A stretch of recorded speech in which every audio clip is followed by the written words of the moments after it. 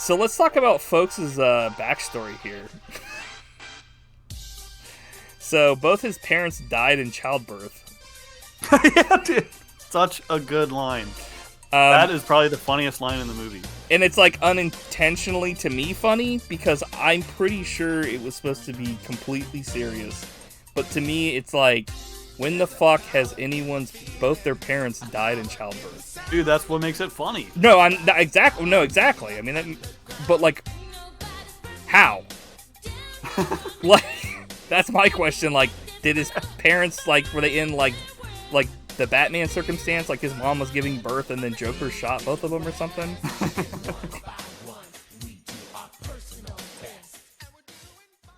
And we are live. Hello. Why don't you give the folks a little bit of the old fucking... Did you mean the folks? Hell yeah. We are live. I can hear you. You sound great. Matt set up the arm with the microphone. He was just telling me, and I said... Now it's real. Yeah, this is real. This is real.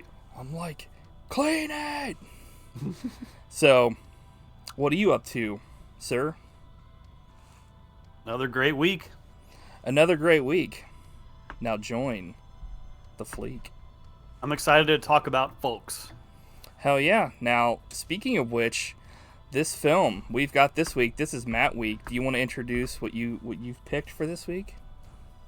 Yeah, so I picked Folks, and I wanted to pick it because I really wanted to talk about it. It's a movie that I'd never heard of until a few years ago, and I saw it, and I was like, how have I never seen this before? And then I wanted to see what you thought, because I know we're big Roger Moore fans. Like, he's my favorite Bond in years too, right? I think. Indubitably. Yeah. So yeah. It was cool to see him play a character that's not Bond. Yes. And along with that, we're going to be talking about James Bond Jr., another show that we've been talking about for years, but never actually watched. Never gone in. This is our deep dive into the world of James Bond Jr. to a degree. So, now that the preamble's out of the way, I think it's time to show these folks, in fact the Buddy Boys, what we like to call Near News. And when they know what it is, but we will bring them up to date on subjects that will elate. So, do you want to go first, or? Why don't you go first? Okay. So, I've actually got a news article here. John Carpenter's been speaking recently on some things here and there. Was that it? Yep. What was that was mine. Yeah. Was it about that Wyatt Russell was in talks to play Snake Plissken? Oh no, I didn't hear that part. Yeah, I guess like they're talking about, because like I don't know about you, but we went and saw that movie. What was it called? What was it called? It was like Wolfenstein, essentially. Rampart, something like that. It was like this World War II movie where like they find out like these dudes like Frankenstein is making these like super, experimental guys, and it's like fucking Wolfenstein. Overlord. Yeah, Overlord. It's called Overlord. And Wyatt Russell is like in it, and it's like it's uncanny. It's like you're watching Kurt Russell, like a young Kurt Russell. There's a total dead ringer, looks and like acts exactly. It sounds like exactly like him. Shocking. It's his son. But I guess they were talking about like with any little boy looks just like Shaggy. Any talk of a new Escape movie, it's just there in the air. Talk about a miracle. Seriously. But they've been talking about like doing another one, Escape from Earth, forever, and I guess like Carpenter was recently like, obviously like Kurt Russell's not interested in playing like Snake Plissken anymore. He's like, that's like a young man's kind of role, and like I'm kind of like, I feel like the only thing that would really make me interested in that was seeing his son play the character, and that's I guess like not only are writers that were like I guess involved with it, it's also like Carpenter was also like that would be like an awesome fit to have him be dude. revisit it and do a sequel, because he was also talking about, I guess at the same time, like he's like he wants to revisit The Thing and a sequel with Kurt Russell, and I was like, I'm loving all this talk of I mean, more so I like the idea of like doing more escapes, because I feel like you can do more with the escape stuff, because it's like the adventures of this like character, whereas like The Thing, I feel like it's fine just being a single movie. Like it works that way. But I would never say no to anything like John Carpenter and Kurt Russell wanted to do together again. I wouldn't be like, fuck you, you're going to ruin it. Like, you know. Oh, for sure. So I'm still waiting for the Big Trouble in Little China sequel with Kurt Russell and Jackie Chan. Yeah, I would be down for that. What was your news? So it was from the same or maybe a different interview, but he made a couple comments that cracked me up. I guess at some point in the past, he said that he thought Escape from L.A. was better than Escape from New York. Yeah, I actually read that same interview. And so the interviewer asked him again, like, do you still feel that way? And he said, sure, in some ways. Escape from New York had Donald Pleasance as the president. Yeah. Which to me is great. But Escape from L.A. has Peter Fonda and Kurt Russell surfing. It doesn't get much better than that.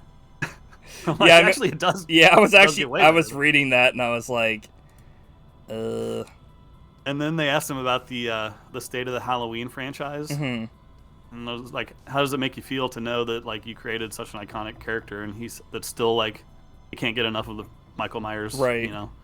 And he said, "I feel fabulous about it. It is fabulous when I look up from my perch on the couch and a check arrives in the mail. I feel extremely happy."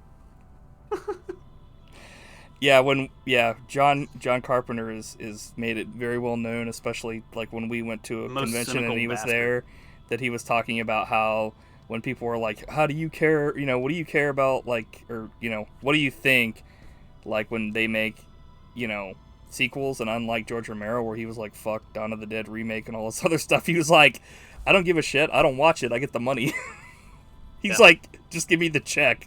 He's like, I don't have to get off my ass and make a movie and I get paid. Hell yeah. And I was like, we were just like, okay. I mean, I guess I can't blame him if they were going to do it anyway and you get the residuals. Why not? Yeah. You know, it's not like he was involved and it was like pure shit. But now he is involved, and I won't say any more than that. Because, yeah. See our previous episode on Halloween Kills. Does Halloween thrills? Yeah, don't watch the movie. Watch our review. Don't give those lackluster idiots any money. Okay, so do you have a buddy tale this week? Not this week. Do you? I do not, but I actually do have a recommendation. What? You're bringing it back? It's always been back. It never really left, sir. They've always offered competitive recommendations at competitive prices. So you're telling me it's time for recommendation nation. Ding ding ding. I might have to ask you to return that microphone. It's too quiet. Return the microphone. He blew it out and ruined the podcast. Do you have any recommendations before I say anything? Nope. Oh, no recommendations. No tales. No shit.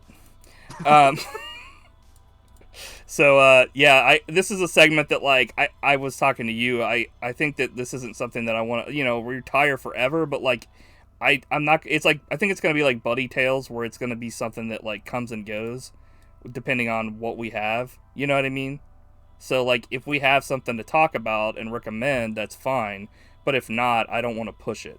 You know what I mean? Because before I was like, we were recommending, stuff that was fine, but it's like, to me, it's like, I don't like recommending stuff that I can't 100% be like, yeah, this is great. You know what I mean? Just to come up with something. So, like, this week, I will recommend to everyone. Well, not everyone, because if you don't have a PlayStation, you can't play this game. Horizon Forbidden West, the sequel to Horizon. The first one. I can't remember what it's called now, even though that's all I've been saying. So if you played the first one, play this one. If you haven't played the first one, play the first one and play this one. It's out on PC now, the first one. But yeah, it's a great game. Open world. It's actually a good open world game, unlike Assassin's Creed or Grand Theft Auto. That and Days Gone and Ghost of Tsushima are definitely games that have come out and definitely made genre changes that have made them interesting again for an open world game. Because I'm not exactly somebody that thinks that open world games are specifically the greatest thing just because they're open world. Because I've played quite a few that have been they could have been so much better, but they were just kind of boring. But coupling, the motion capture with the story stuff and all these games, all three of these games have the same thing. I guess this is a triple recommendation, but essentially everybody just they have great actors and they do great motion capture, and it's the actual gameplay is fun. And yeah, I mean, it's essentially if you were to play something a Far Cry game, or just think of Grand Theft Auto or Assassin's Creed, but if it was the story was interesting and fun. And if you like those games, that's cool, but this is so much better. And there's also a twist, especially in the first game, that leads into this game. So I would say if you're into, not twists as far as M. Night Shyamalan, but twists as far as you think that this game is one thing, but it's actually kind of something else as far as the story goes. So I can't say any more than that, which sucks because I don't want to spoil it. But I definitely recommend this and Days Gone for anybody. Anyone. Cool. I'm even if you don't play video games, play it right now. I'm trick my trick. So, do you have anything to say? No, sounds interesting. He said no. Have to check it out. I'm he said, oh. So you ready to go on to your selection of watches? Okay. So we're talking weird watches. Weird watches. Watches. So this week is James Bond Jr. This was selected by you, Matthew. So I guess I'll just go through so this is James Bond Jr. I don't know if there's really much more to be said about that than it is, but I'll go through the thing here. He's the nephew of Ian Fleming's spy, James Bond. Wait a minute, hold up. You said it was James Bond Jr., and then in the next sentence you said it's his nephew. Hell yeah. Didn't they name your nephew, your sister? Didn't they name him Matt Jr.? No. Because that's insane. Or is it? The answer is yes. The name was first used in a 1967 spin-off novel, The Adventures of James Bond Jr., Double 3.5, authored by the never-clarified pseudonym R.D. Mascott, but widely speculated to be Arthur Calder-Marshall. The idea was used again in 1991 in an American animated series, which we're talking about today, starring Bond Jr. The series was mildly successful, spawning a 6-volume novelization series by John Peel, a comic book series by Marvel Comics in '92, and video games for the Nintendo Entertainment System and Super Nintendo. So, it's funny because when this came out, I do specifically remember the games, seeing them. I never played them, and I specifically remember, the show, but I never, really intently watched it, you know what I mean? At the time. Yeah. But I don't know, what's your history with this franchise? Yeah, so I knew about it, and it was one of those, we went to another person's house before school to, wait for the bus, and that year, James Bond Jr. was always on during that time that we were waiting. So I watched it a bunch back when it was first on. I remember liking it, but I didn't really. I think that was before I'd seen any James Bond movies or anything. So. Oh, you didn't even know about. Probably my introduction to the character. Well, it only went down from there. Yeah. Yeah. That's pretty cool. Yeah, I mean, it's one of those things where I had known of it, but I just never, in passing. But we've been joking about it for years because why the hell is he named James Bond Jr.? Yeah, so I actually I looked these up, or didn't look these up because I don't think these were online. They might have been, but I wrote down the lyrics here. Do you want me to let's go over these here to the title All right. of the theme song? So, Bond, James Bond Jr. No one can stop him, but scum always tries. Young Bond cuts through each web of spies. He learned the game from his uncle James. Now he's heir to the name. James Bond, James Bond Jr. Look out, he's coming through. He's got a job to do while he rescues the girl. James Bond Jr. chases scum. James Bond Jr. chases scum around the world. Obviously, when they sing it, it doesn't sound like that. But scum stands for saboteurs and criminals united in mayhem. I'll have to say off the bat, like this is like Bruno the Kid. If when I was a kid, if I had like watched this, I probably would have like loved it. You know what I mean? Yeah. Because it's the same stuff. It's like spy. Dude, stuff. I'm almost 40 and I still like it. Yeah, I wouldn't go that far. I mean, I think the reason why I liked it to a degree is because it was Bond. It was really weird. It's like watching... It's like this all takes place after any of the Bond films have, like, ever. Because it's like Bond's got to be, like, way older now. But he seems to still be in service. He's still around. Right. Yeah. Like, he still has the 007, so he's got to be, like... I don't know, I guess it depends on when James Bond's brother would have had his son. You know what I mean? Yeah. Because this kid's just pretty old. I mean, he's not pretty old, but he's like old enough to be in college at this point. Like this school for like other geniuses. It's like Felix Leiter's fucking son is there, and like right. Well, just like you and all of your coworkers, like your sons do the exact same jobs together. Gordo Leiter, Felix Leiter's son, and then they've got what's it called? The son of Q, and his name is IQ. Yeah. Friend call him IQ. He's related to Q. And he says, your uncle and Q are friends. And I'm like, I don't think I would ever say they're friends. James Bond treats him like shit. Yeah, and Q hates him. Yeah. He ruins all of his... Yeah, that's glossing it over a little bit to say that they were friends. There are parts in at least the original ones where, like, I remember were, like, I think Q, like, they do kind of start to, like each other a little bit.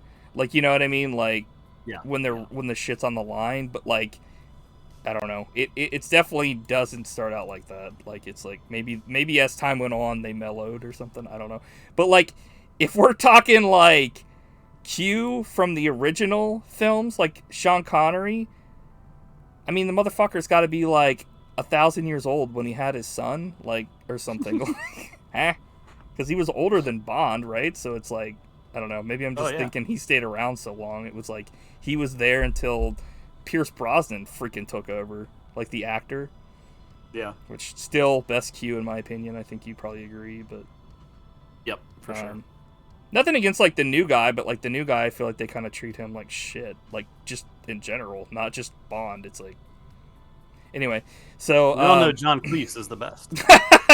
He's R. I always told you, Bond, have an escape plan, aka just go through the floor. Never let them see you bleed. Yeah, it's like you've never said that before in like the previous 20 movies. Right. Not only that, but it's like impossible. So wow, it's an Aston Martin DB5. So that was definitely like not like buy this toy. But I think that's like the whole point of this show. And most shows in general that were cartoons back in the day. This show reminded me a lot of the Turtles show. You know why? Like the animation style seems similar. Because Fred Wolf, that was involved in this, actually worked on this. Oh, there you go. Yeah. But you know what's funny is let me see here. I had a note here about this. So you know Jaws is in this first episode, but he's like looks a little bit different because he's got like a crew cut. But, like, I want you to guess who his voice actor is. Like, I'll give you a hint. Oh, Jaws? Like, yeah. Like, do you know? Did Frank you look Welker? it up? No. Did you? So this is a series you're pretty familiar with. And you're probably, like, the only person that, like, still is familiar with this series. Well, I haven't seen an episode in like 30 years, but yes. But I have no idea who does the voice. No, I mean, I'm saying that, like, it's like a series you're familiar with. Like, the actor is the main character in a series that you play. Oh, yeah. Oh. It's Leisure Suit Larry. Oh, dude. Yeah. No way. Jan Rapson. The guy that's played him since, like, forever. Wow. Plays Jaws in this. Because I had to look it up, because I was like, this guy known. kind of sounds a little familiar, but then I looked, because I thought he was maybe played Bebop or Rocksteady, but he doesn't. It was just, like, him, and I was like, what? So random. So, it took me down the rabbit hole. That's crazy. So, a gift from 007, and I'm like, James is still in service. Yeah. Jaws, they have a thing here where Jaws falls from a plane and lives, which is not really a surprise, because he's done that, like, in the fucking movies. But I don't know, man. You have anything else really? What do you have to say about this? No, I mean, I liked it. I thought it was highly entertaining, and very silly. Yeah, And I'd definitely be up for watching a few more episodes, see what other villains crop up, and yeah, it just had that very early '90s feel to it. Like, is it Felix's son, who's basically like a human Ninja Turtle, like skateboarding and he's stuff? like a jock or whatever. Like he's like Michelangelo or something. Exactly. It's Basically funny because Michael. like James Bond Jr. looks like Peter Venkman or like Captain N, the Game Master, because he's got like the shoes that like are like, you know, high tops or whatever the hell they are, and they're like, you know, with jeans, and then he's wearing like the jacket, and it's like, okay, dude, like there was a lot of characters that like wore that same kind of like, you know, outfit and stuff. The weird thing is there's like a bully in this show, but he's like a fucking like geek. Like the guy's a bully, but he's like a fucking like upper crust like wiener. Like how is that? I don't know. Like that's a bully. Like because it's funny because it's not like he has like a henchman. It was like Felix Leiter's like son is like huge. He's like ripped, and then James Bond Jr. is fucking like a spy, like a badass. And like he's picking on the Q's son like IQ, and I'm like, like you're completely outmatched here. Like what the fuck? I thought that was just kind of weird, but I think that's like a whole like an old cartoon kind of thing where it didn't really make sense, but it was whatever. There was always a bully. Right. They also had like the Velma Irma character that was like, she's like, oh man, James Bond Jr., you're hot. Like, you know what I mean? Like, she wore glasses and she was like a nerd, and I was like, okay.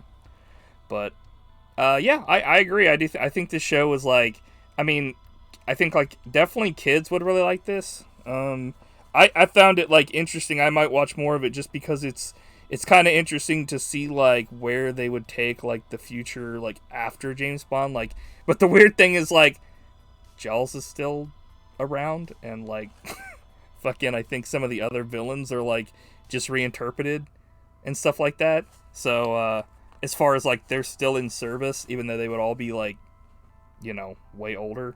But it's good fun, especially if you're a fan of James Bond. Like it's just a little piece of you know, fun stuff. Yep. So you ready? I'm glad you enjoyed it. Oh yeah, it was legit. Would you like to move on to Ffolkes or Let's do it. North Sea Hijack or I've been waiting all week. So if anybody wants to watch this along with us, digitally it's on YouTube or Roku TV app. Roku, not Roku. I watched it on the Roku TV app. I didn't actually run into any ads, weirdly enough, even though it said there was going to be some, which is legit. But the quality is like really good on Roku. The one on YouTube is not good. Or physically, you can get it from Kino Lorber. There's like an extra of audio commentary by film historians Howard S. Berger, Steve Mitchell, and Nathaniel Thompson. So I think from now on, I'll try to do this where I tell people where they can like find these if they want to like watch it with us and stuff, or like watch it, you know, and kind of that kind of a thing. But yeah, I have that Blu-ray and it looks awesome, and the commentary is really cool too. Nice. Yeah, I always like special features. It's something that I think for a while there wasn't a thing, and even new releases don't do it. But there are like, we've talked about it a billion times. There's like, you know, Arrow Video, Severin, this one that I just talked about, and what's the big one too? They do physical like media, and like they always try to do as best as they can and add in like commentaries where they can, or like dig out like old footage and stuff, and like I really appreciate that, and I know that you do too, because it's nice to, it reminds me of yeah, that's it, yeah, Scream Factory and Shout Factory and all that, where it's like they just do a good job of preserving this stuff and letting people see extras that you know, kind of used to be more commonplace like early 2000s and stuff, when DVDs first kind of came out and there were more special features, and then as time went on they stopped doing that shit. So yeah, but a lot of these films and TV shows are also getting like the Blu-ray or 4K treatment, which is nice, which like otherwise it's like, you know, some of the stuff you would only find on VHS. So good stuff. So North Sea Hijack, released as Ffolkes outside the UK and as Assault Force on US TV, is a 1980 British adventure film, kind of like character piece dealio, starring Roger Moore, Lea Brodie, James Mason, Anthony Perkins, Michael Parks, and directed by Andrew McLaughlin, and adapted by James Davies from his novel Esther, Ruth and Jennifer. So, you know, this is indeed, it's funny because I think that was supposed to be like the original title of the film, but apparently this would have been better than Ffolkes. This film kind of had a title issue, because it was like North Sea Hijack, Ffolkes, and Assault Force were all used to release this film. It's like nothing makes me want to see a movie more than a word that makes no sense. It's like Ffolkes. just pick a fucking name, please. So this film was a vehicle for both Moore and Perkins to try to escape typecasting. Previously, Moore had been practically typecast as a womanizing, happy-go-lucky playboy in such series as The Saint, The Persuaders, and James Bond. In contrast to those parts, he portrays a bearded, eccentric, arrogant, cat-loving misogynist with master strategic skills. Yes, I agree. I'm curious to know what you thought about Ffolkes.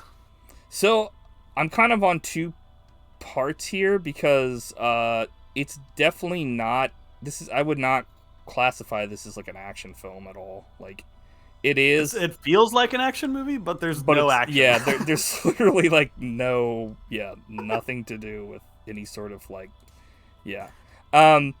There's like somewhat action in the last like 15 to 20 minutes, if you could call it that. Yeah. But other than that, I mean, like, the performances were really great in this film. It's just one of those films that I think came out and went, and like nobody fucking knew that it ever came out. The titling definitely didn't help, in my opinion.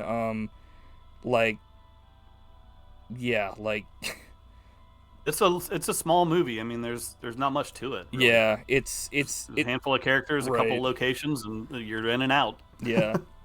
But yeah, I found it to be something that I like after I had watched it, and while I was watching it, like, I liked it, but I don't know if I would ever watch it again, sadly. Because I like Roger Moore. I like, you know, a lot of the actors that were in it, and they did a really good job. But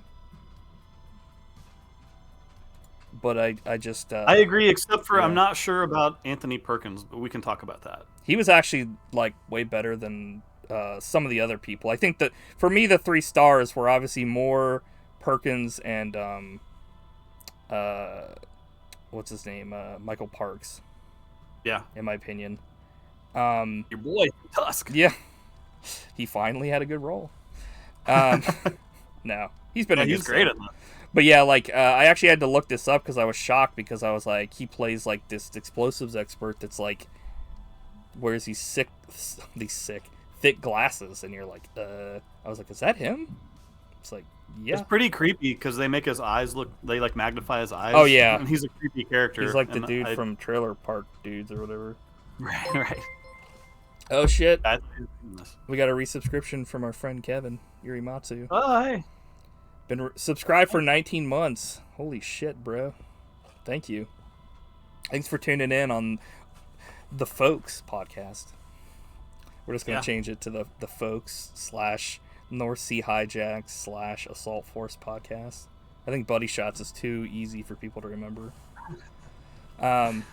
Everyone's clamoring to hear about Folks, a movie no one's ever heard of. Who cares about? Who gives a fuck? But like Scottish Castle was pretty cool. Oh yeah, I loved his. He lives in a castle and it's like not gothic, but like medieval almost. Right. He's like lining up his dudes in wetsuits with like Folks Fusiliers and yellow letters on the back, which I thought was funny because it's like 2 F's in Folks, but then there's 2 F's in Fusiliers. And I was like, so only one person has completed this on time. Me! Yeah, I have a thing. Speed, underwater. Efficiency, underwater. Yesterday, one man completed the exercise precisely on time. Me! And I was like, this guy's an asshole. But it works. Totally works. Yeah, so let's talk about what in the first scene you see this character come out in. He comes out wearing like Waldo's hat, Dick Tracy's jacket, and like a scarf from Doctor Who.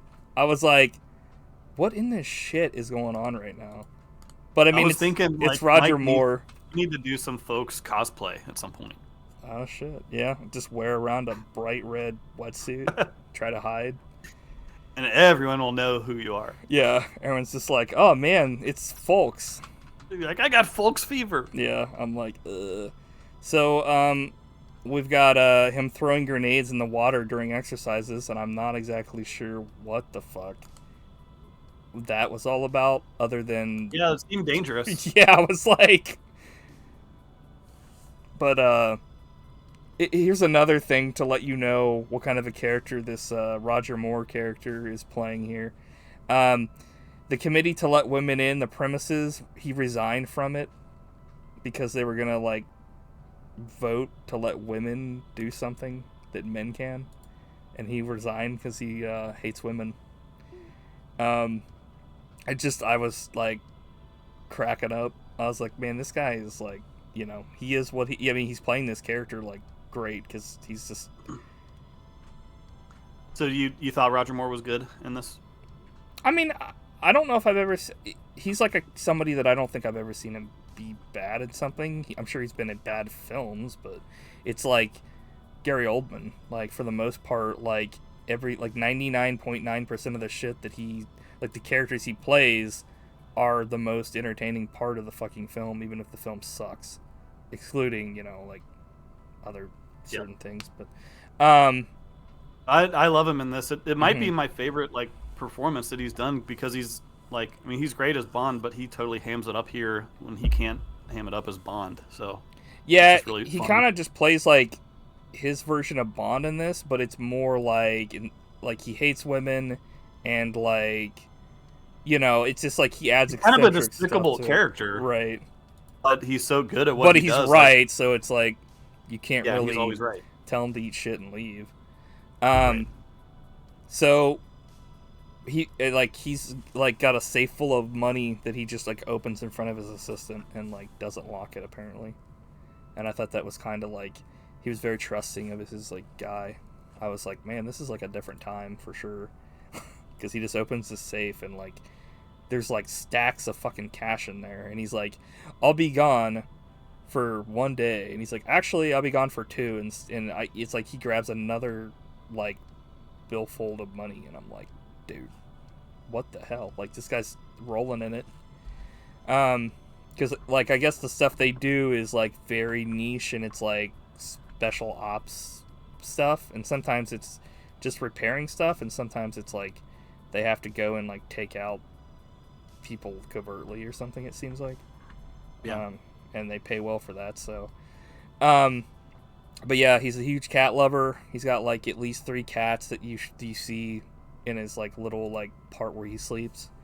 and he's not taking any of them with him this time, but one keeps trying to get into his bag. So it kind of shows off more that like the character isn't so much like a people person, but like he loves cats. So can't really fault him for that.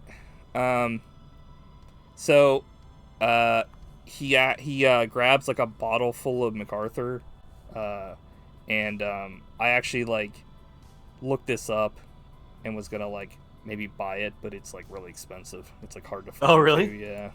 I didn't know that was real. Yeah, the real brand. It's MacArthur, like Scottish whiskey or something, or I don't know what it was called specifically, but I'll send the link to you or whatever. But it's a cool bottle. It's just, you know, he takes like big lipped guzzles from this bottle constantly, and it's not like, you know, I've got like a bottle here and I go to drink it and I'm like, he's like, he stretches it's like a dangerous alcoholic. Yeah, he stretches right his lips over the fucking entirety of the fucking.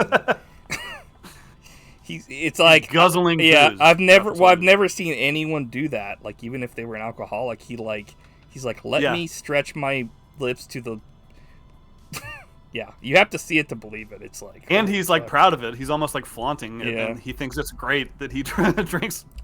He's like, check out these lip skills, and everyone's just like, okay. But he's also a big needlepoint. It's a little bit early, isn't it, folks? It's like, it's 4 hours since breakfast. Yeah. But he's all about that lip work. So he's in here telling this lady that he selected a car for non-smoking because she lights up a cigarette. And I think this is like the first appearance of a Karen in a movie, because she asked to see his ticket and she isn't the ticket taker. I was like, what the fuck, dude? Like the nerve of this person. She's like, let me see your ticket. And he's like, oh, you're not really dressed for a, you know, like a ticket taker. And like he gives it, yeah, he gives it to her anyway. And then they like leave because like she's smoking and he's like, they're with, like, I guess she's with her, like, subservient husband, essentially, because, like, she leaves and he follows, and it's, like...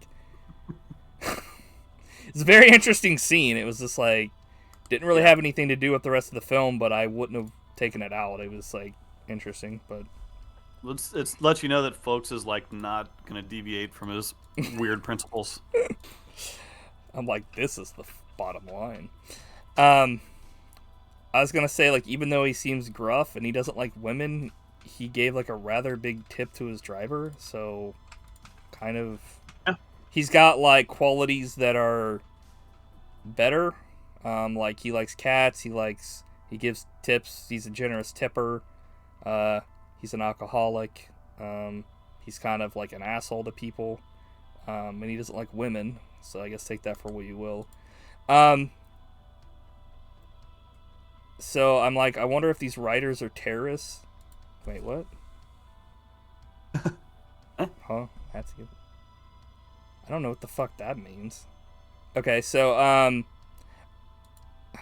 okay, so like I have to give this movie credit though. They like have action within the first 13 minutes, which like action is loose because it's literally just the ransomers taking over the hijacking the place and stuff.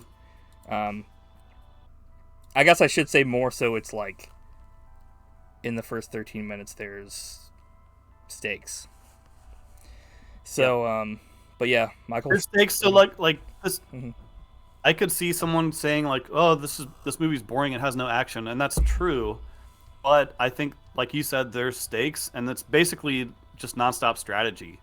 Right. So I found it's definitely different. I found it interesting and like it became suspenseful for me because, you know, they keep making plans and then it keeps changing and it's just like it's a game of strategy. Right. There's no action, but it's suspenseful. So it's really like, I mean, I could say if you wanted to sit down and watch this to be like wanted to see an action film, don't watch this film.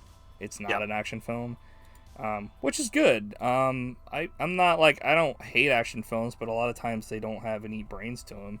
And this film, like, I'm not saying it's like the deepest thing ever, but like you said, it's like, there's a strategy to everything that, like they're doing, and then he is like James Bond essentially in this. I mean, even though he's not, he's still like the master tactician and stuff. Like he's like, oh well, they changed this, we're gonna do this instead, and I wouldn't do this if I were you because that's like a surefire way to like fuck everything up. You know what I mean? Yep. So, shout out to Michael Parks as Shulman, like we talked about. He's wearing like the super thick glasses. Like I said, you can barely tell it's him. They shoot a guy, and they have a hashtag burial at sea. Yeah, I thought Michael Parks was great in this, and him and Anthony Perkins have like a weird relationship because at one point, like, he very like tenderly grabs his chest and stuff, and you're like, there's something going on between these two more than meets the eye. Yeah, just like makes it more Transformers. Yeah. But I'm pretty sure they don't transform. Michael Parks is great in everything. He's one of my favorite actors. I've only seen him in like 3 things. It's like Tusk, this, and From Dusk Till Dawn. And Django Unchained. Ah. A very small part. Yeah, I mean, he was good in most of the list. So, awesome ransom call performance from Anthony Perkins. I don't know. I liked his performance in this film, personally. I just thought it was so strange to me. Oh yeah, it's definitely strange, but I think that's what makes it like work for me, because it's like it's like the line delivery. It's like both the line delivery and the pacing is so disjointed with some of his stuff that it works for me, because it's like otherwise it would have just been a character that was completely bland. Like it kind of adds something, whether it was intentional or not, like that, you know, that works. Having said that, all the characters in this film that are terrorists are like no match, but you know, they're not like badasses. But it's very, I do agree, like there's some stuff that I've written down here that we'll talk about later once I get to it, about talking about some of the lines and the way they were delivered. It was very like weird. I think that's what it was. Yeah. Like, I definitely don't think he was It's bad. definitely, it's just like Uncanny Valley. It's like when they first started doing like CG animated stuff, and you're like, there's just something not right about some, you know what I mean? Like looking at things, it's like a little off. Whereas that was bad. When he goes into a rage or like screams, oh yeah, all the more scary. Yeah, you're like, whoa, because it comes out of nowhere. It's just like, So, Office of Prime Minister is very early 70s. It looks like shit. It's like mustard yellow drapes and curtains. You know, it's just a random note I wrote, but I just was like, dude, this is like very different than a lot of the other, you know, of the film, because it's like everything else is like modern for that time, and even for today, it doesn't look like super old. There's a couple other sets that look like that, and this isn't a dig at like the sets. It's just a dig at like that look. You know what I mean? I was like, man, this Prime Minister needs to fucking update her shit. So Rufus, Excalibur, Ffolkes. And Rufus and Excalibur is capitalized, but Ffolkes is not. I was like, okay. So this is, speaking of scary, this is one of the scariest things in the films. I like cats, and I don't like people who don't. I'm like, Christ, because the way he like delivers it, it's like you said, when Perkins fucking delivers one of his like screaming lines, it's like, Jesus Christ, dude, like both these guys could be like fucking, you know, Jeffrey Dahmer Jr.'s over here. He got his name from his Uncle Jeffrey. Now he's heir to the name. It's like, what? How? So Ffolkes shows up for the operation dressed like Donald Duck. He has one of those like little sailor fucking hats, and then he quickly changes it for like the admiral thing that everyone else is wearing. But like when he first shows up, he's wearing like a Donald Duck hat, and I was like, okay. I mean, I guess maybe he's just going for some like undercover cosplay here, but you know, I love Roger Moore. He can do no wrong in my eyes. So anything he does, I'm not shitting on him. It's more fun added to the film for me. Have you ever seen Boat Trip? I have not, but I'm sure we'll talk about it or watch it eventually on the podcast. We probably should avoid that one. Oh, Because okay. He's bad, or it's bad. Yeah. But he is in it, and he is hilarious. Well, if we're not going to watch it, what is it? You said we should avoid it. Is it just a bad film, or? It's about like two straight guys who accidentally like end up on a gay cruise and hijinks ensues. Okay. But Roger Moore plays like the most flamingly gay person on the ship. Yeah. And, so it's like one of those things where it's like it's using homosexual offensive. as a comedy thing instead of Okay, well, dodged a bullet there. But Roger Moore's legit. Yeah. This is another folks thing here. Hope there's room for all of us. If not, one of you is sitting on the floor. I was like, God, man. So this is like if James Bond was the most arrogant fucking person and he had no filter. Like this character. Right. And he has no need for women because he's just like, if James Bond, they took out the part where he wanted to like bang everybody. Like, he's just like all business. You know what I mean? Which, that's essentially what Folks is. He's like a man that's all business. He has no time for anything else. He has a couple pleasurable things, which, like Bond, he drinks. So it's essentially the same character. And like, well, not the same character, but you know what I mean? It's like refined. If you made this guy like a fucking, to a degree. I mean, like, he kind of fucks up some shit later in the film, but we'll talk about that. Well, he fucks up one thing, kind of, or at least I thought it was kind of fuck up. Yeah. But he starts drinking out of his MacArthur bottle again, and he tries to give it. He's like, "Oh, do you guys want to drink of it?" And they're like, "Ugh. No, we're good." Even though I'm pretty sure if like the dude that wasn't the guy's boss hadn't been there, he probably would have drank it, like the guy that was next to him, because he seemed like more of a cool guy. So anyway, how long did you notice? Did you notice Felix Leiter's in this movie? No. David Hedison. Really? He's one of the dudes in The Office, and he played the Felix that got eaten by a shark. Really? Oh shit! Yeah. I didn't know that. Yeah. He's like one of the dudes in The Office that helps. So he plays Felix like that one time, right? Yeah, I think he was in maybe one or two. Yeah. Oh, okay. So I have a question for you. How long have you been working on that needlepoint? If you answer 17 years, you are correct. You must find it relaxing. Extremely boring, but it helps me to think, as long as people don't talk to me. I'm like, everything Folks says in this film is a way for him to turn it around and essentially tell the other person that's talking to him, if he doesn't need the information that they're saying, to fuck off and leave him alone. Like, yeah, like I think he's the master of fuck you.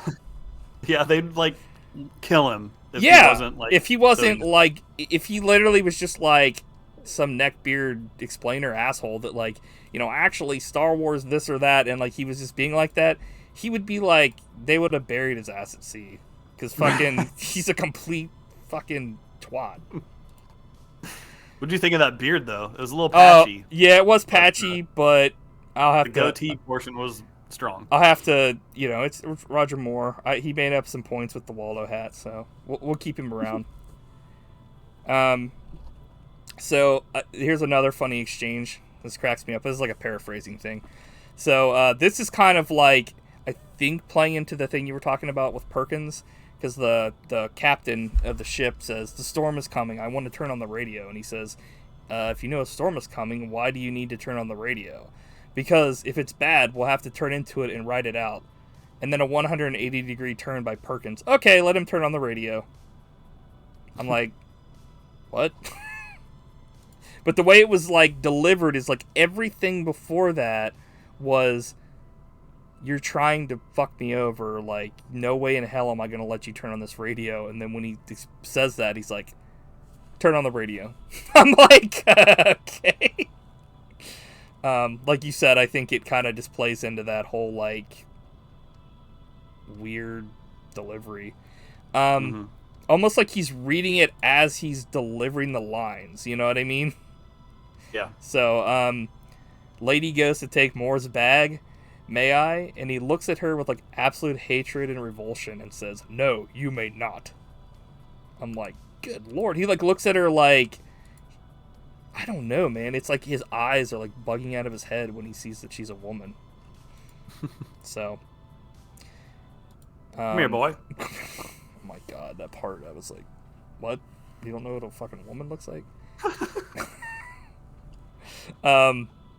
So we've got Even when she says she's a woman, he's like, nope. Yeah, he's like...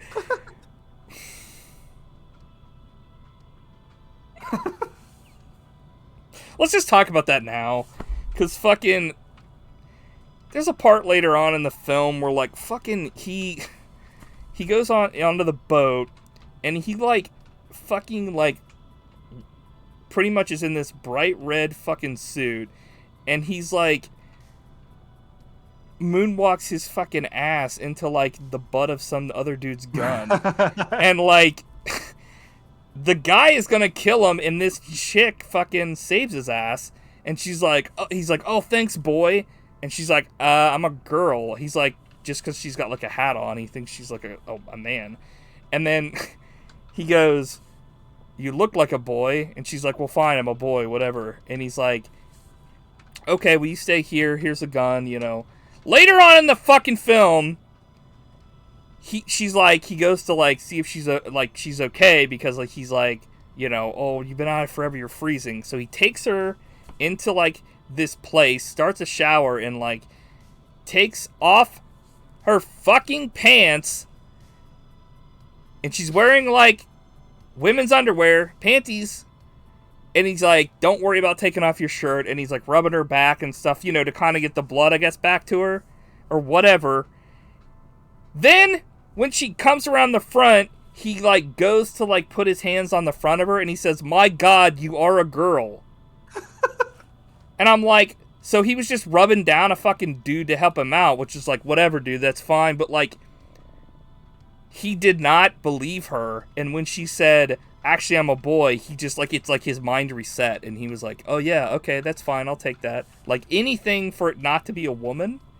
And, like, he's like, even so, a lot of people owe you their lives, and so do I. And I'm like...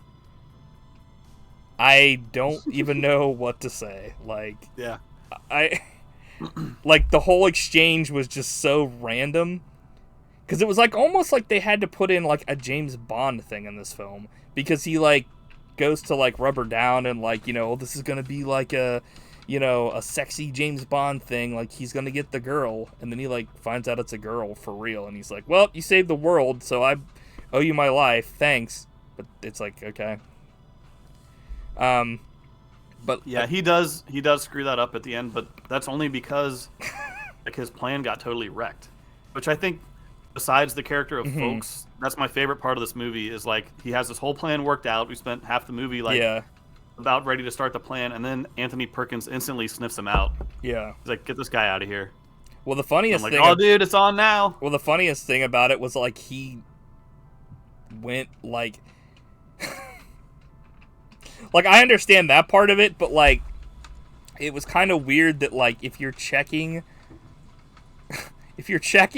around and shit for other guys, like, why is he backing up to a corner?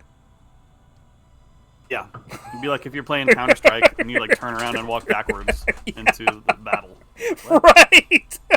I think that was the thing that, like, I didn't get. Like, I was like, okay. But it's like, it wasn't something that I was like, this ruins the film. It was just like, what the fuck happened here? So let's rewind a little bit, where the dude grabs the pipe and poison, and he's gonna, like, you know, they're gonna, like, poison the fucking bad guys and stuff. And as soon as he gets out of the room, a guy holds him up, and he's like, what are you doing in here? And the guy that holds him looks exactly like Geraldo Rivera. I was like, Maybe it was him. Ah, could have been. So they try to poison, like I said, the ransomers, and it completely backfires. Like, you know, they get found out instantly, and, like, they make the one dude drink the coffee that was poisoned, and then they just throw his body overboard. That was pretty rough. He's like, they're pouring it down his fucking throat, and then he's just like, they're like, is he dead? They're like, throw him overboard. I'm like, good lord. Overkill. Yeah. Here's another wonderful fuck you folks thing. I guess you're one of those guys that does a Times crossword puzzle in 10 minutes. I have never taken 10 minutes. I'm like, okay, another fuck you. So they have a really interesting part here where they like come up with this plan to like set off this thing to make it seem like the oil rig blows up, and it's like out of control oil rig. It like blows up, and it was like just a distraction, so they won't press the button to blow up the other oil rig. So it's like it's a pretty ingenious thing to do, is to make them think, because they couldn't see for sure from how far they were away, you know, what had happened. So like, because they're on a boat, like the terrorists are on a boat, and the oil rigs are like over here, so they can see them, but they can't see them super close. And of course, like if they were on one of the oil rigs, like they would know that they wouldn't be blown up, you know what I mean? But like they're so far away that like they're like, oh shit, well, you know, if it's blown up, like that would never cross their mind to also hit the fucking explosion button again, because they would think, well, it's blown up and the fucking bombs are gone. So pretty cool idea. I don't know, I'm sure it's been done in a movie after this or I don't know, but I've never, it's an interesting thing. Like you said, this isn't, we were saying like this is an action, but it does a very good job of like, this is strategy, and it is to a T, because like that's a very smart thing to do. Yep. So what'd you think about like when they got over the boat like on an inner tube? They're all like holding on to the inner tube like while it's like being like hoisted in the air, and like you said, he like sniffs them out right away. And they search everywhere, but like the hats, and like Roger Moore puts a gun in his hat, but it didn't matter, because like he's like, you know what, I don't fucking like you, I don't like your face. And then he's just like, get the fuck out of here, you go back. And he's like, his one friend is like, can I go back with him, because I did my thing? And he's like, sure. And then they just like shoot him in the back and kill him. Yeah. I was like, saw that shit coming like a mile away. I was like, you're done. Yeah, but at that point I'm like, dude, the plan is ruined. Yeah. But was it? The answer is yes. So how typical of a woman to make a remark like that in a time like this. I was like, so let's talk about folks' backstory here. So both his parents died in childbirth. Yeah, dude. Such a good line. That is probably the funniest line in the movie. And it's like unintentionally to me funny, because I'm pretty sure it was supposed to be completely serious. But to me, it's like, when the fuck has both their parents died in childbirth? Dude, that's what makes it funny. No, exactly. I mean, but like, how? Like, that's my question. Like, did his parents, like, were they in like the Batman circumstance? Like, his mom was giving birth and then Joker shot both of them or something? Like, I don't like, that's what's so, like you said, like, that's what makes it so funny, but that's also what makes it so, you know, ridiculous. But it's I don't know really what else to say about it. It was just like, holy what? But apparently he, until he was 10, he wore his sister's hand-me-downs, and he had 5 sisters, and then he got married, and she had 5 sisters. So I guess that's his backstory for why he hates women. Yeah. He's like, they wanted support, and I'm like, really that hard to be nice to somebody? Yeah, I was like, is it really that hard to like be nice to somebody that you like, for folks that you have compassion for? He's not full. Like, why the hell did he get married to someone that he didn't have enough love for to compassion, you know, like to do that with? I just find that so ridiculous he even got married. Like, what the fuck? Who put up with his bullshit? She must be like, it's like Saint Teresa or something, or Mother Teresa. But he finds cats a far superior breed. So what about this wetsuit in vermilion? I was like, what?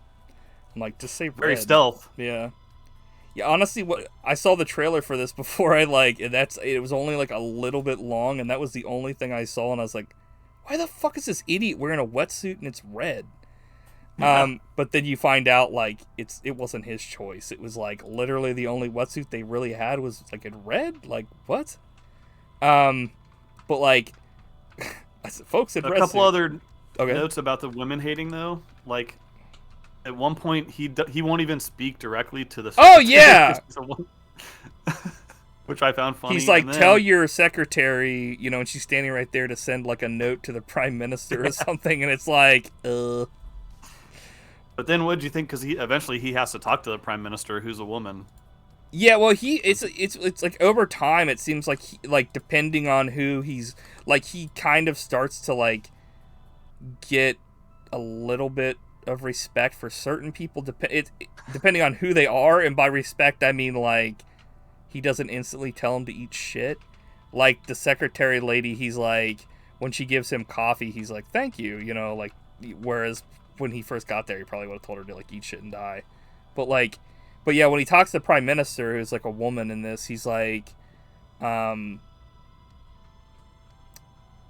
That was probably my second favorite line in the movie. Is after he gets done talking to her, he's like, "I think she has the grasp of it." Yeah, like, he can't believe like she can understand the situation. Well, he's like she's you know, I think like to me though, it's like this is a kind of character regardless if it was a man or a woman. He expects the person to take like what he says as like gospel, like, you know what I mean, like because when he was talking to like the other guy, like the general that's on there with him, he was like we should like do this, and he's like that would be the stupidest fucking thing you could ever do, was to like, you know, try to fuck with the bombs, you know, if you want to be an idiot, do that. He's like, but do it my way. And that's like kind of what happens with the prime minister. He's like, no, this is what we're doing, and she's like, okay. It's like he essentially is Bond in this. It's like, but he doesn't. Bond has a reputation.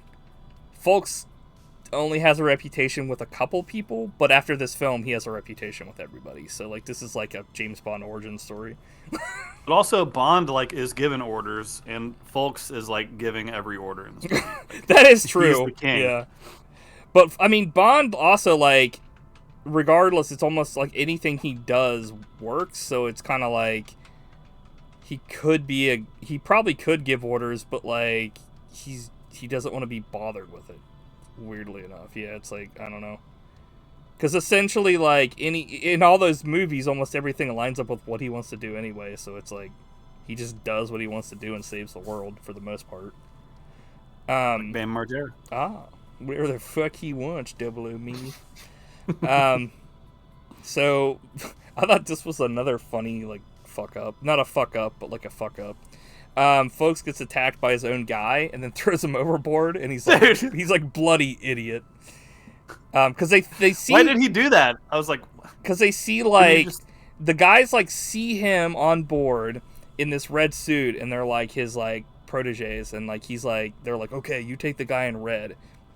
They go up there to like get him, and like they think he's a terrorist, and instead of him just saying like, hey, it's me, Ffolkes, like, you know, right, he literally just disarms the guy and throws him overboard. He like Donkey Kongs him over the side of the. I'm like, what? And then like later on, is that like punishment? After shooting the main guy, he says like, where's so and so, like one of the guys, and he's like, one of the guys says, someone threw him overboard, and he's like, oh shit. Like he looks around like, oh shit, I did that, and he doesn't like say it was me. He's just like, because he like, yeah, exactly, like you said, was it punishment? Because like when he throws him over, he calls him like an idiot or something. He's like, the guy didn't do anything wrong. Yeah, like, he was doing his he did. job. Yeah, exactly. He's like, just because he attacked him, who like never said anything to tell him it was him, like that's on Ffolkes, not on the other guy. Like, it's like this guy had the audacity to like do his job and attack a guy that looked like a terrorist. Like, why would he think Ffolkes would be in a bright red fucking suit? And like, you know what I mean? It was just like you said, it's like ludicrous. Oh man. So they go to like fucking do the whole thing where they like stop the terrorists, and fucking Perkins gets fucking shot with like fucking harpoon, and he literally just like turns into like a catatonic like zombie for the rest of the film. Because he's just like like I love any no movie where moving. someone gets harpooned to death. So Yeah. like between this and Face Off, I'm a happy guy. Yeah, they should have had Edge in here, and he could have speared somebody. Yeah, like that's a very was it like well he doesn't like die right away. He's like Yeah. later on, like very like later on, he like slowly turns, and then is about to like hit the like destruction button, and like you know, he's like Ffolkes is like, no, you freaking will not, and he like stops him, and I was just like, okay, holy shit. You know, it was like last second, like, holy shit. Speaking of last second, though, this is probably the closest I've ever seen a bomb drop being diverted. Because it's literally sliding out the fucking, like, helicopter. And as it's sliding out, he fires the flare, like, to literally say, hey, we're fine, like, we stopped it and everything. And as it's happening, the guys are like, oh, shit! And, like, they have to, like, do evasive maneuvers. And, like, as it's falling, it, like... to make it move just enough to avoid the platform. And I was like, so good. Holy fuck, I've never seen that. Like, that is how you do it, dude. I was like... I'm glad you caught that moment, because, like, I've seen this movie before. Yeah. And when that happened, when I was watching this time, like, my jaw literally dropped. I was like... yeah, I was like, holy shit. So intense, and like, well, he blew it. Yeah. Thank God. It's like literally, awesome. That is like the epitome of like last second. I was like... Yeah.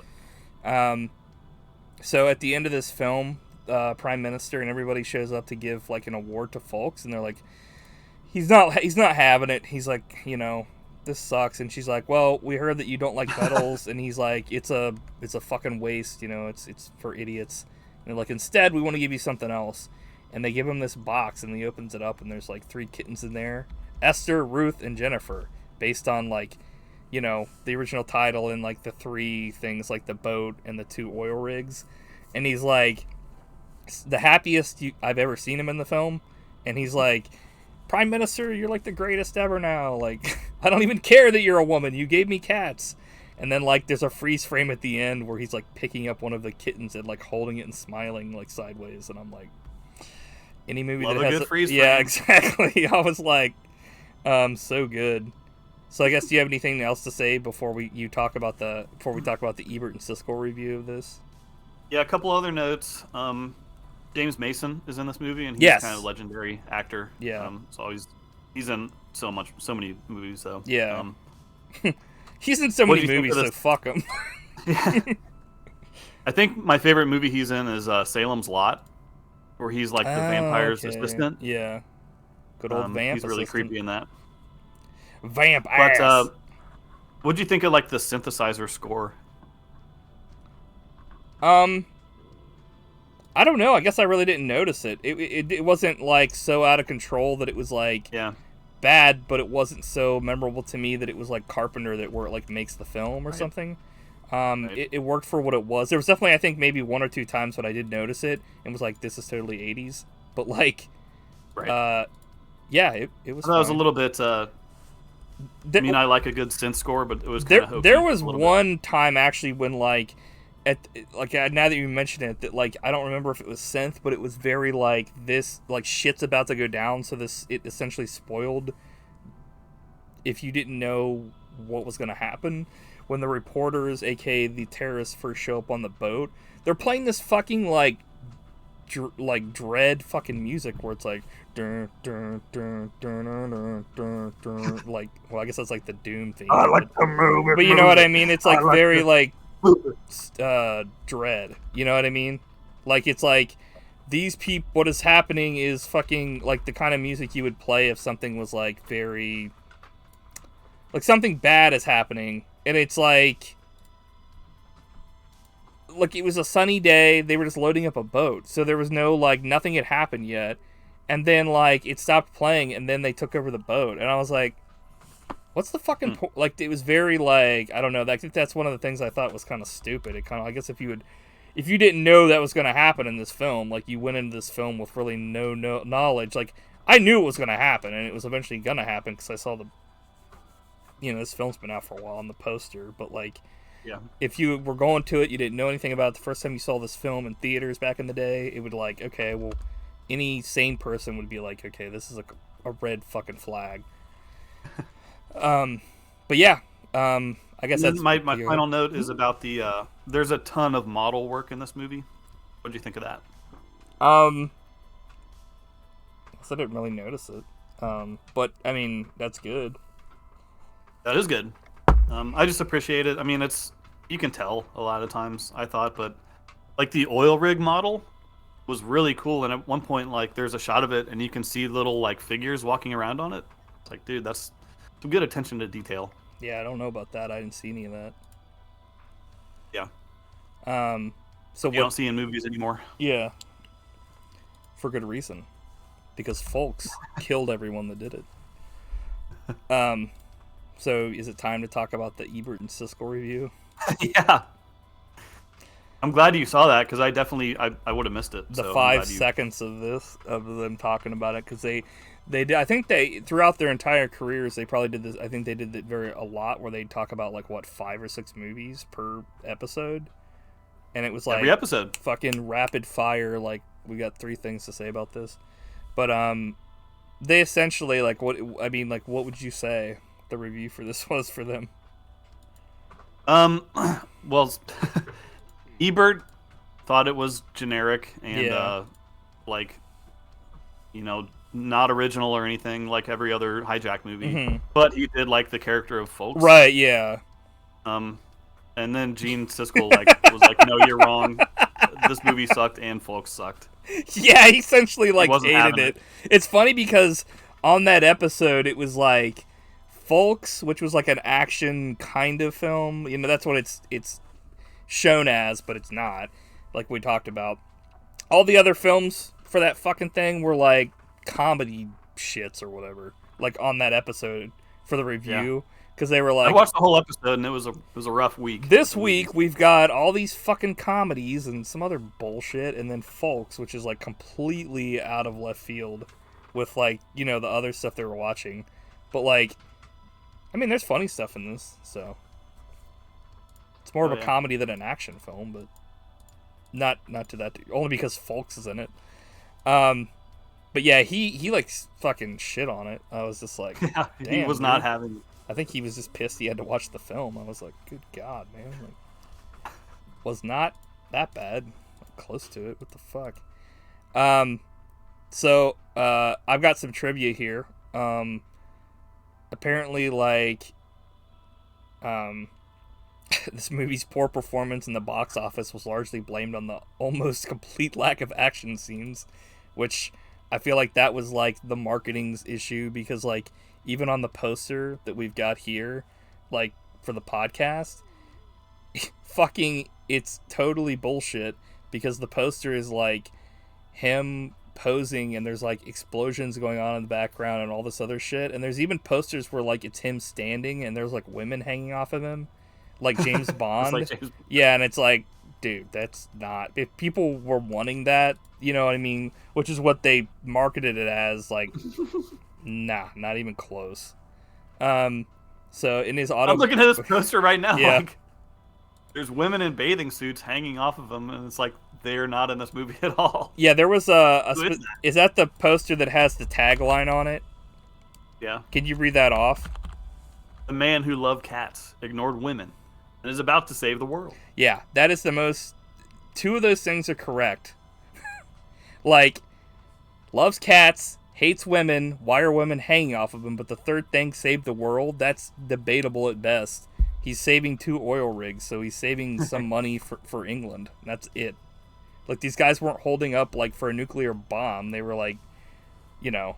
But it was like, that's so misleading. But in his autobiography, Roger Moore wrote, at one point, the crew tried to sedate several of the lively cats that belonged to his character without actor and cat lover James Mason discovering the scheme. I was like, what the fuck? So random. Yeah. Also, like, I guess it's funny because on the trivia, it said Sir Roger Moore felt he was miscast in this movie. And then, like, either earlier or in later years, he said that, like, he liked this role more than James Bond. And I was like, what? So, like, which is The it? trivia on IMDb Yeah, needs to be deleted. Like, this is garbage. I'm looking at it right now. Yeah. And look at the last one. Here's the last piece of trivia. I'm actually not on IMDb. Let me look it up real quick. It is interesting that Ffolkes says he's been working on the needlepoint for 17 years. He must be very inept.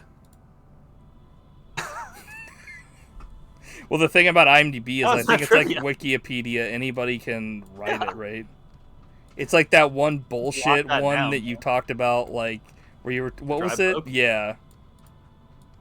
That, like, got taken off there because it was fucking fake news. Because the smell was so intoxicating. Yeah, I was like, dude, this is bullshit.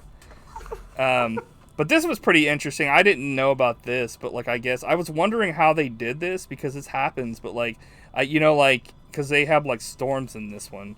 But, like, for the filming of the ship scenes involving rough seas, cast and crew had to get up very early in the morning for 2 of the 6 weeks on board. So they could, like, actually catch, like, the morning tide to, like, catch storms. Whereas, like, these days that would just be done in post or something. You know what I mean? Like, I was like, dude, yeah, there's no way. Like, pretty ridiculous. Yeah. Yeah, I don't know. I only had a couple things because most of the trivia in this, it's like, I didn't even look because it's hard. Garbage. Well, it's like even some movies don't have any trivia because, like, they're so small, like some of the films we've watched. And then there's some that, like, have a ton, but a lot of it's overlapping. It's like, because, like you said, anybody can, like, put shit on there. And some of it's interesting and some of it's not. It just depends. That's why, like, literally I can only find a couple things each time because a lot of it's like you said, he must be inept. I'm like, that's not trivia. That's just, like, a possible pointing something out. And that's not even, like, saying he's bad. It's just saying, like, maybe he only does that when he needs to think. Like, I don't know. Like you said, it's stupid. So, what would you give this out of 9.95? I'm going to go 7.95. Are you serious? That's what I put. Yep. Nice. Yeah. I had it Just heavily just a weighed. solid, good little movie that's entertaining and not trying to, Yeah. you know, it accomplishes what it sets out to do. Right. Even though it was marketed completely incorrectly. Right. But Right. that's the biggest issue with all these films that should have had a wider audience. It's like the marketing completely fucks it. But I put it, like, heavily weighted because of Roger Moore, Anthony Perkins, and Michael Parks' performances in this. Like that's what made Good it. call, man. That's what made it higher for me than it probably would have normally been. Because if you're going into this one like straight up, like Expendables, you're gonna be fucked. Well, you're gonna be disappointed, not fucked, but you know what I mean. So what's weird watches for next week? For next week, Weird Watches. We're going to be watching Arc 2. Is that ARK? Yes. And it's 2, like the number? Yeah. Okay. Never heard of it, but Which I is will I've watch never heard of it until recently, and it sounded like a weird watch. It's got a 10-part fucking intro.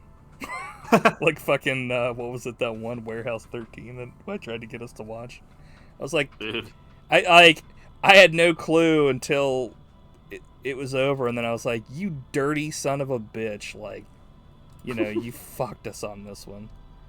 As I looked in the mirror, I was like, you. Oh, dude, wait! I had one more note here. Yeah, Sorry, go ahead. No, go for it.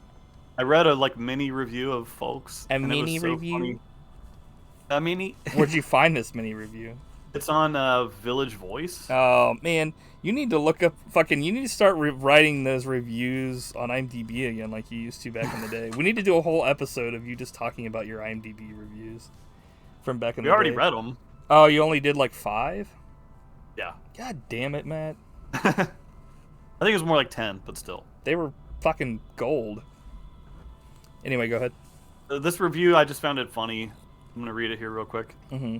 Ffolkes, floating somewhere between a thriller and a comedy, Ffolkes reunites McLaglen with a very game Moore, who plays a frizzy-goateed deep-sea saboteur, hired to save an English oil rig threatened by a terrorist plot, masterminded by Perkins, and attended to by an ornamental mason. Moore has a blast torpedoing his own persona, swigging freely from gin bottles, flaunting misogyny, and sausaging his middle-aged body into What? a tomato-red wetsuit. Oh, sausaging. I've never heard sausage used as like a verb. He was sausaging. This is like the kind of people like these. The guy's probably like skinning cats alive or something somewhere. It's like crazy ass motherfucker writes review.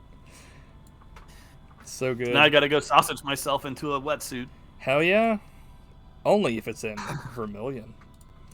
So next week, this will be a Buddy Shots pick. So once again, I'm gonna ask you, Matt, to pick a number 1 through 10.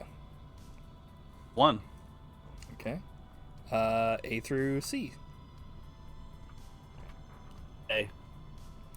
I'm like A subsect through 1. No, I'm just kidding.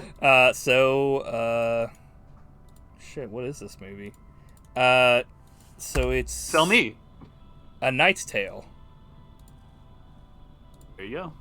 So I guess we'll be watching that. It sounds familiar, but I don't really remember what this is. So we will watch Arc 2 for the Weird Watches and Knight's Tale for the feature presentation. Anything else that you have to say? Nope, another perfect episode in the books. Yeah, for sure, man. I agree. I'm glad you enjoyed, folks. Yeah, I wasn't sure what I was going to think, but I mean, it was Roger Moore, so, you know, and it was action, or I thought it was going to be, but I wasn't like, you know, I wasn't like, if it wasn't action, I wasn't going to be pissed. It was very interesting. So, yeah, good pick. Now pressure's on for when I do, you know, the double pick in a week's time or whatever. So, yeah, I guess that's it for us. Week's coming up. I know, right? I can't wait. My first week. So that's it from us. Definitely, if you guys like these, subscribe on YouTube where you're going to be watching this, and give us a like, or, you know, tell us what you thought of it. If you hated it, if you thought we were wrong, if you think I need to shave, or whatever. So, I guess until next time, I'll let Matt have the last word here. Oh, it looks like he just did. Bye.